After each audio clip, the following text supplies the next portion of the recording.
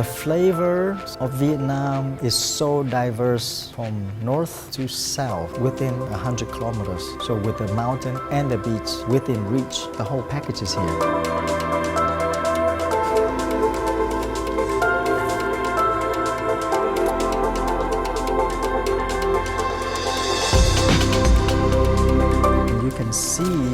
You can feel how fresh it is and people just fight for it. This is the best stuff. So we grow up with that mentality. We grow up with supporting and buying things from the ladies' market. We even grow ourselves.